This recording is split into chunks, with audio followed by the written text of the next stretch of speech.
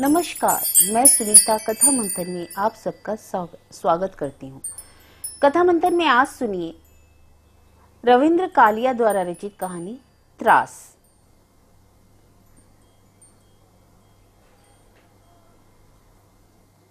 माँ मोड़े पर गुपचुप बैठी उसका स्वेटर बुन रही थी। पापा कमरे में नहीं थे। उनका कोट टंगा था जिसमें से नेप्थलिन की बास आ रही थी। उसने कमरे को नए रूप में देखा तो वह अस्त व्यस्त हो गया। अपने को समेटते हुए उसने माँ से कहा कि वह आया है। उसे उम्मीद थी कि माँ उसके इंतजार में फाटक पर खड़ी होंगी और इसी संभावना में उसने स्कूटर गली के मोड़ पर ही छोड़ दिया था। लेकिन कमरे का वातावरण देखकर उसे लगा कि जिस बात का उसे खतरा था वह हो चुका। वार्डरोब पर अपनी जगह पर नहीं था। रैक में जूते पड़े थे और किताबें अलमारी में पहुंच गई थी और माँ फाटक पर इंतजार करने की बजाय बिना चश्मे के मशीन की तरह स्वेटर बुन रही थी। मैं तुम्हारा इंतजार कर रही थी। तुम रोज इसी वक्त आते हो? माँ ने पूछा। उसने बताया कि वह लगभग रोज इसी ही वक्त आता है और आकर माउथ ऑर्गन बजाया करता है, फिर सो जाता है। तुम्हारी किसी भी बात पर विश्वास नहीं रहा, माँ ने कहा। पड़ोसिन बता रही थी कि तुम रात को बहुत देर से आते हो और कई बार नहीं भी आते। कई बार दिन रात कमरे में ही बंद रहते हो। उसने कहा उसने पड़ोसिन को तो कभी देखा नहीं। वह उससे बात भी नहीं करता। उसे यह भी नहीं पता कि उसके कितने बच्चे हैं। पिछली गर्मियों में उनके यहाँ बच्चा हुआ था और उन्होंने वार्डरोब उसे दे दी थी। उसके पति ने कहा था उनके पास जगह बहुत कम है। उनके पास निरंतर जगह कम ही होती जा रही है। वह शायद इस बात से माँ का ध्यान हटाना चाहता था। तुम उनसे बात क्यों नहीं करते? तुम्हारे इस शहर में कौन है? तुम्हें दुआ सलाम तो रखनी ही चाहिए ना। माँ गंभीर थी। उसने कहा उसे इन तमाम बातों का पता है और वह कभी कभी दुआ सलाम भी किया करता है। माँ ने स्टॉप पर दूध चढ़ा दिया और पूछा, दूध के साथ क्या लोगे? उसने कहा कि वह दूध नहीं पीता। वह कॉफी के साथ जिंजर बिस्किट लेगा। वो कड़वे बिस्किट? माँ ने पूछा। तुम मुझे दुखी करते हो। तुम सेहत का ख्याल क्यों नहीं रखते? तुम्हारा रंग कितना काला हो गया है। उसने कहा कि वह सेहत का बहुत ख्याल रखता है और उसका रंग पहले से ही तो काला है।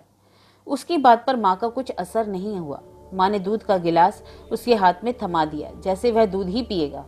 माँ ने कहा तुम्हारे पापा बहुत खुश थे कि तुम्हारे कमरे से सिगरेट की राख नहीं मिली। उसने कहा कि वह अब सिगरेट नहीं पीता। उसे खुशी हो रही थी कि वह इतनी कुशलता से सफाई कर सकता है। उसने वार्डरोब और रैक की ओर देखा तो उसे अपनी मूर्खता पर खेद होने लगा।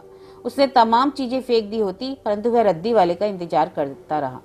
दूध का घूंट लेते हुए उसने माँ की ओर देखा। उसे लगा उसकी माँ बूढ़ी हो रही है। पिछली बार जब माँ को देखा था माँ की गर्दन पर झुर्रियां नहीं थी। वह माँ के सामने परास्त नहीं होना चाहता था। उसने कहा कि जब वह इस मकान में आया था तो सिगरेट के ढेरों टुकड़े थे और राख और खाली बोतलें, बियर और विस्की की खाली बोतलें। उसने निहायत सादगी से बच्चों की तरह आश्चर्य प्रकट करते हुए माँ की ओर देखा।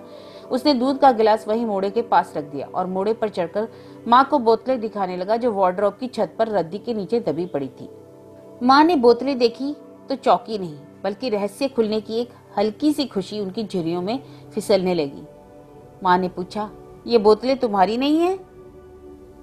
वह हंसा। उसकी होती तो वह फेंकना देता। वह हंसी नहीं ना आश्वस्त हुई। वह उसे पूरी तरह टटोल लेना चाहती थी। माँ ने कहा, तुम्हारे पापा ने देखी तो बहुत उदास हो गए। वह वापस चलने के लिए ही कह रहे थे। वे मामूली मामूली बातों को भी लेकर आजकल परेशान हो जाते हैं। उसने पूछना चाहा कि पापा कहाँ हैं, मगर एक अपराध भावना के अधीन वह पूछ नहीं पाया। उसे उम्मीद नहीं थी कि ये लोग आते ही इस तरह घर की सफाई करने लगेंगे। रैक में जूते पड़े थे। उसने जूतों को टटोल कर देखा, वहां कुछ नहीं था। माँ रसोई में चली गई तो उसने अलमारी खोलकर किताबों के पीछे कुछ टटोला और बिना देखे एक पैकेट उठाकर जेब में रख लिया। उसने ये तमाम चीजें फेंक क्यों नहीं दी? वह शायद इस तरह चीजें नहीं फेंका करता। वह पड़ोसी को दे देता, लेकिन उसे मालूम है कि उसके पड़ोसी का इसमें विश्वास नहीं है, ईश्वर में विश्वास है। उसकी मौजूदगी से दोनों विस्मित हुए होंगे। वह लज्जित सा खड़ा रहा। यह वह अपने पापा की अलमारी में भी अक्सर देखा करता था। छिपाने की जगह भी उसने पापा से ही सीखी थी या उत्तराधिकार में प्राप्त हुई है। सर्वप्रथम इसे देखकर वह विस्मित हुआ था, लेकिन वह कभी पूछताछ नहीं कर पाया क्योंकि वह जानता था पापा किताबों के पीछे वही चीजें रखा करते हैं जिनके उत्तर नहीं होते या जिनका कोई अर्थ नहीं होता। होता होगा मगर उसके लिए नहीं। पापा अपने सर्टिफिकेट, जीवन बीमा की पॉलिसी, मकान की रजिस्ट्री भी लोहे के गोल डिब्बे में रोल करके रखते थे। बैंक की पासबुक भी। वह अवकाश के क्षणों में पापा का बैंक बैलेंस जरूर देखा करता था। वह अनिश्चय ही की स्थिति में कुछ देर वहीं खड़ा रहा। फिर उसने कमीज के बटन खोलकर कुछ विदेशी पत्रिकाएं बनियान के नीचे छिपा ली और बटन बंद करके मोड़े पर बैठकर बूटों के फीते खोलने लगा, वो भी खिन्न मन से। सुबह ही वह इस खिन्नता के साथ उठा था। वर्षों बाद उसने इस शहर की सुबह देखी थी और उसे बहुत हैरानी हुई कि बसें इतनी सुबह चलने लगती हैं। इधर के डिपो पर लोगों की इतनी लंबी कतारें होती हैं और अखबार इतनी देर पहले से ही बिकते हैं। मैं गलत कह गया। उसे शायद इन तमाम बातों का पता था, लेकिन वह यह नहीं सोच सकता था कि वह इतनी देर से उठने वाला जीव है। स्टेशन जाने से पहले तक उसे यह एहसास भी नहीं था कि वह अपने घर वालों को रिसीव करने जा रहा है। उत्सुकता विहीन वह प्लेटफार्म पर सिगरेट फूंकता रहा और गाड़ी आते ही उसने सिगरेट फेंक दी और हाथ धो लिए, क्योंकि वह भूला नहीं था कि उसके पापा सिगरेट को अत्यंत गंभीरता से लेते हैं। इसमें कुछ उसका भी दोष था। उसकी लापरवाही से एक बार उसकी खाट पर और बिस्तर जल गए थे और उसकी छोटी बहन ने केवल इतना बताया था कि वह कॉलेज से लौटी थी तो पापा बाल्टियां भर भर कर आग बुझाने में व्यस्त थे। इस सिलसिले में उसके पापा से आज तक कोई बात नहीं हुई थी। इतना जरूर हुआ था कि वे उस दिन के बाद उसने पापा के सामने सिगरेट का विज्ञापन तक नहीं पढ़ा, बल्कि जब रेडियो पर भी सिगरेट का विज्ञापन आता तो वह स्टेशन बदलने को मजबूर हो जाता। घर वाले डिब्बे से उतरे तो उसे बहुत ही पहचाने हुए लगे। ना जाने कि उसे आशा नहीं थी कि वह इतनी सरलता से उन्हें पहचान लेगा, और चेहरे इतने पहचानते हुए भी हो सकते हैं।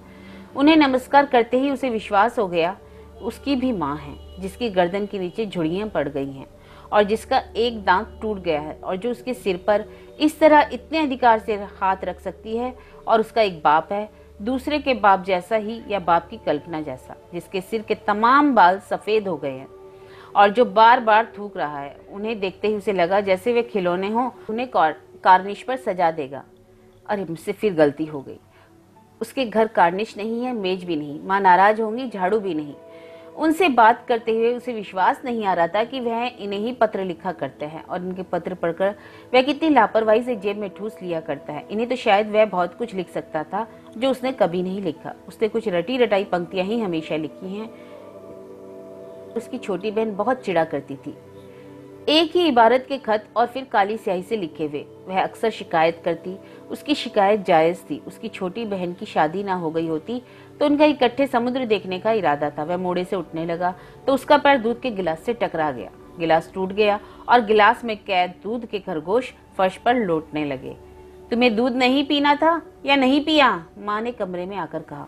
वह अपने पैर नचाता हुआ खाट की ओर बढ़ गया। खिड़की से बाहर गली की ओर देखने लगा। सामने लगे में बैठी बुढ़िया उसी तरह प्रतीक्षा की मुद्रा में बैठी जबड़े हिला रही थी। उसने खिड़की की तरफ पीठ कर ली। तुम्हारा क्या किसी से झगड़ा हो गया है? माँ ने पूछा। तुम इतनी उदास क्यों हो? उसने कहा कि उसका किसी से झगड़ा नहीं हुआ है, ना ही वह उदास है। वह शायद थक गया है। मुझे लगता है हमारे आने से तुम्हें असुविधा हो रही है। उसने कहा कि उनके आने से वह बहुत खुश है और उसे बहुत अच्छा लग रहा है। पड़ोसिन कह रही थी कि उसने तुम्हें कभी हंसते हुए नहीं देखा। माँ ने कहा। उसने कहा कि पड़ोसिन की ओर देखकर उसे कभी हंसी ही नहीं आई तो क्या करे वो। मुझे लगता है तुम्हें कोई बात कचोट रही है और तुम उसे निरंतर टाले जा रहे हो। किसी लड़की वड़की की तो बात नहीं है? माँ ने उत्सुकता से उसकी ओर देखने लगी। उसने कहा कि वह लड़कियों को लेकर कभी परेशान नहीं रहा। उसे इस बात की खुशी है। तो यह पी कौन है? किशोर कुछ बता रहा था उसके बारे में। उसने कहा कि किशोर बरसों पुरानी बात करता होगा। तुमने यह भी लिखा था कि तुम अकेलापन महसूस कर रहे हो। वह आया था और बता रहा था उसके घर फिर जुड़वा बच्चे हुए हैं। माँ ने कहा। उसने कहा कि वह किशोर को चिढ़ाने के लिए तमाम बातें लिखा करता है, मगर उसने यह नहीं सोचा था कि किशोरी अब भी बच्ची की तरह ही बातें करता होगा। उसे दुख हुआ कि वह किशोरी को भी नहीं लिख पाएगा। किशोरी को वह इसलिए लिखता रहा कि किशोरी उससे सैकड़ों मील दूर है और उसे अच्छा लगता था कि वह आसपास नहीं टूटता, उल्कापात की तरह हजारों मील दूर जाकर ही बिखरता है। माँ ने सुराही का पानी कमरे में बहा दिया और फिर कपड़े से फर्श पोंछ दिया। पानी उसकी जुराबों में भी चला गया। माँ ने जुराबें बाहर फेंक दी, उसके बूट रैक में रख दिए, उसके पास ही खाट पर बैठ गई और उसके सर पर हाथ फेरने लगी। उसे लगा कि यह एहसास उसे रुला देगा। तुम्हें क्या हो गया है? क्या कष्ट है? वह कहना चाहता था कि उस पर विश्वास करना चाहिए, उसे कुछ नहीं हुआ, उसे कोई कष्ट नहीं, परंतु चुप रहा। गीली आवाज में बातचीत करना हमेशा से उसे गलत लगा है। वह सर नीचा किए बैठा रहा। जब उसे बर्दाश्त नहीं हो रहा था कि माँ उससे जानना चाह रही है कि वह उसे लेकर चिंतित हो रही है, जबकि वह तो अच्छी तरह से है। यह तुम्हारी कमीज के अंदर क्या है? माँ ने उसकी कमीज छूते हुए कहा। उसने कहा कि ये किताबें हैं और उसे किताबें हाथ में पकड़कर घूमने की आदत नहीं है। दिखाओ तो कौन सी किताबें हैं। उसने कहा, यह अंग्रेजी किताबें हैं और जल्दी ही माँ के लिए गीता लाएगा। उसके एक दोस्त की किताबों की दुकान है। उसने किताबें निकालकर बड़ी लापरवाही से अलमारी में फेंक दी। उसने कल ही किताबों पर अखबार के रैपर चढ़ाए थे। उसने मुझे ना बड़े बड़े अक्षर वाली रामायण चाहिए। पहले वाली रामायण अब पढ़ी नहीं जाती, उसके अक्षर बहुत छोटे हैं, माँ ने कहा और अपनी धोती से चश्मा साफ करने लगी। चश्मा पहनकर भी नहीं पढ़ा जाता? उसने पहली बार माँ से पूछा। नहीं, बाई आँख तो बेकार हो रही है। उसने कहा कि वह कल छुट्टी लेकर माँ को अपने साथ नज़र के टेस्ट करवाने लेके जाएगा। तुम्हें तो छुट्टी का बहाना चाहिए, माँ ने कहा। वह हंसा। माँ तो आखिर माँ ही है। माँ ने उसका हाथ चूम लिया। हाथ से जरूर सिगरेट की बास आ रही होगी, लेकिन माँ ने कुछ कहा नहीं।